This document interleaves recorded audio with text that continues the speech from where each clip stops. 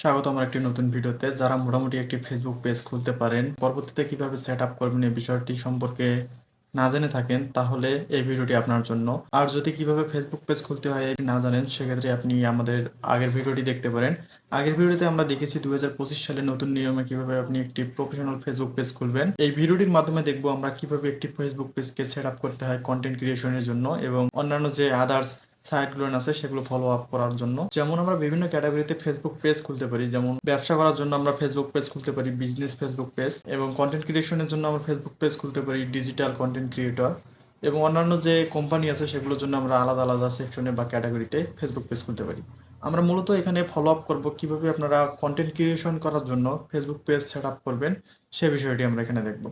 তাহলে চলুন শুরু করা যাক আজকের ভিডিও। স্বাগতম। এই ভিডিওতে আমি আপনাদের সাথে আছি এনাম। আপনারা দেখছেন উত্তরটাই। ফেসবুক পেজ সেটআপের ক্ষেত্রে আমরা এখানে দুটি অপশন স্কিপ করেছি। একটি হচ্ছে প্রোফাইল পিকচার এবং কভার ফটো। প্রোফাইল পিকচার এবং কভার ফটো কিভাবে আপনারা একটি পেজের জন্য তৈরি করবেন বা লোগো কিভাবে বানিয়ে নেবেন, সেই বিষয়টি নিয়ে আমরা আরেকটি ভিডিও দেখব। সেই ভিডিওর মাধ্যমে আমরা ক্লিয়ার করার চেষ্টা করব কিভাবে আপনি বিনামূল্যে এআই এর মাধ্যমে অথবা কাস্টম থাম্বনেইল বা টেমপ্লেটের মাধ্যমে কিভাবে একটি লোগো বা কভার ফটো তৈরি করবেন আপনার ফেসবুক পেজের জন্য। ফেসবুক পেজ কাস্টমাইজ করার জন্য আমাদেরকে প্রথমেই চলে যেতে হবে ফেসবুকে আসার পর আমরা আমাদের যে পেজটা কাস্টমাইজ করব বা নতুন যে পেজটা খুলে নিয়েছি সেই পেজটাতে চলে যাব। আমরা এখান থেকে প্রোফাইলে যাব, প্রোফাইল থেকেও আমরা পেজে চলে যেতে পারবো। এখান থেকে সিম্পলি এখানে ক্লিক করব, এখান থেকে আমাদের পেজগুলো শো করবে। আমরা এর আগে টমেটো শপ নামে একটি পেজ খুলেছিলাম, এই পেজটা আমরা এখন কাস্টমাইজ করে দেখাবো আপনাদেরকে। টমেটো শপে আমি সুইচ করতেছি। টমেটো শপে সুইচ করার পর আমাদের প্রথম কাজ হবে সেই পেজটা কাস্টমাইজ করা। কাস্টমাইজ করার জন্য আমাদের কিছু প্রয়োজনীয় ইনফরমেশনের প্রয়োজন পড়বে। আমরা সেই ইনফরমেশনগুলো দেখে নেব আমাদের কোন ইনফরমেশনগুলোর প্রয়োজন পড়বে। এখান থেকে আমরা টমেটো শপের যে প্রোফাইল আছে সেখানে চলে আসব। এখানে দেখাচ্ছে টমেটো শপের হেলথ ফেয়ার, মানে এটা একটু ঝুঁকির মাঝে আছে, কারণ আমরা এই পেজটা খুলেছিলাম অনেক আগেই, সেট আপ কিছু করিনি এজন্য। এখন আমরা এই পেজটা সেট আপ দিব। সেট আপ দেওয়ার জন্য মূলত আমরা এখান থেকে যে থ্রি ডট আছে এখানে ক্লিক করব।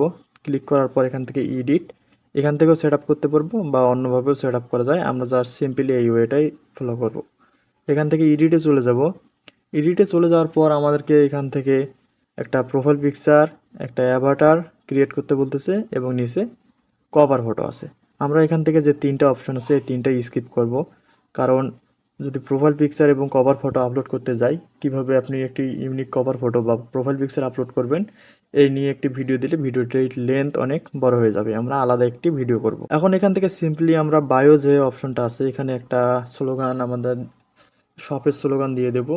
এখন আমরা এখানে দিতেছি সিম্পলি একটা স্লোগান দিতেছি টেস্ট, আমরা জাস্ট এই স্লোগানটা দিয়ে দিলাম।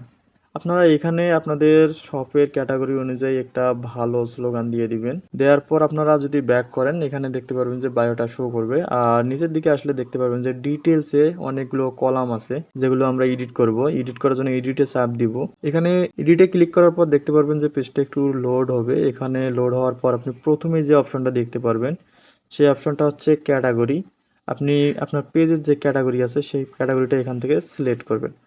আমরা টমেটো শপ যেহেতু একটি শপিং ক্যাটাগরির পেজ, আমরা এই ক্যাটাগরিটাকে আপনাদেরকে বলেছিলাম যে আমরা ডিজিটাল ক্রিয়েশন বা কন্টেন্ট ক্রিয়েশনের তৈরি করব। আমরা সিম্পলি এটাকে কন্টেন্ট ক্রিয়েটর বা ডিজিটাল ক্রিয়েটর করে দিচ্ছি। ডিজিটাল ক্রিয়েটরে সিলেক্ট করলাম। সিলেক্ট করার পর আমরা সেভ করব, তাহলে ক্যাটাগরিটা সেভ হয়ে যাবে এবং আমাদের প্রোনাউন্স, আমাদের পেজের মানুষ আমাদেরকে কি বলে প্রোনাউন্স বা কন্ট্যাক্ট করবে, আমরা এখানে সিম্পলি প্রোনাউন্স হি দিতে পারি, হি অথবা হিজ।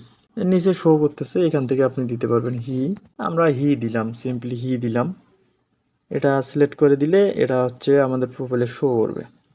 এখন কন্ট্যাক্ট ইনফরমেশনে আপনি দেখতে পারবেন যে কন্ট্যাক্ট ইনফরমেশনে আছে your address, phone number, email আর হচ্ছে অ্যাড সার্ভিস এরিয়া। প্রথমে আমরা আমাদের যে অ্যাড্রেস আছে এটা পূরণ করে নেব। এখানে আসলে দেখতে পারবেন যে add street, add city, add zip code এবং হচ্ছে ম্যাপ লোকেশন। আমরা স্টেট আগে দিলাম। আমি যেহেতু রংপুর থেকে বিলং করতেছি এখানে রংপুর দিব।